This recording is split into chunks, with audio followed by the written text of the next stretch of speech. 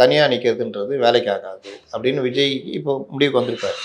சரி, இன்னொரு ஆப்ஷனு ரஜினி மாதிரி நான் தொண்டர்கள் நான் வேறு எதிர்பார்த்தேன், ஆனால் 41 பேர் என்னுடைய சொந்தங்களே உயிரிழந்தாங்க, என் தொண்டர்கள் என்னுடைய நிர்வாகிகள் பாதிக்கப்படுறாங்க, அதனால் நான் வந்து கட்சியை கலைச்சிட்டு நடிக்க போகிறேன், இல்லை பேசிட்டேன், 2 சான்ஸ் வாங்கி தரேன்னு சொல்லிக்கிறாங்கன்னு போகலாம்.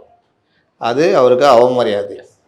ரெண்டாவது, இந்த தொண்டர்கள் அப்போவும் ஏடிஎம்கேக்கு தான் ஓட்டு போடுவோம். மூணாவது ஆப்ஷன், நீங்கள் எந்த சந்தர்ப்பத்திலும் ஓடி ஒழிய மாட்டீர்கள், இப்படிலாம் நான் தயார் பண்ண வேண்டியது இருக்குது.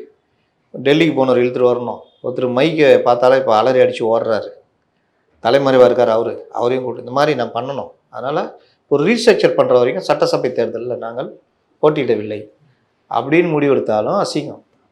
இதான ஆப்ஷன். ஆமாம். நாலாவது ஆப்ஷனு, இவர்களை வீழ்த்தணும், இவர்கள் எந்த எல்லைக்கும் போவாங்க, தவறு என் மேல் இல்லாட்டினாலும் நான் தான் முழு குற்றவாளின்னு என்னை கொண்டு போய் நிறுத்துறாங்க. என்னுடைய கண்ணான கண்ணன் நீ காட்டுக்குள்ளே மறைஞ்சிக்கிட்டு இருக்கார், அதுக்கு எல்லாம் காரணம் இவர் தான். இவர்களை வீழ்த்தணும்னா இதற்கு நான் மட்டும் முடியாது. அப்போ அதற்கான சரியான சக்தி அதிமுக, அவர்களோட நான் கை கோர்த்து இவர்களை வீழ்த்துறேன், அதான் முதல் லட்சியம்.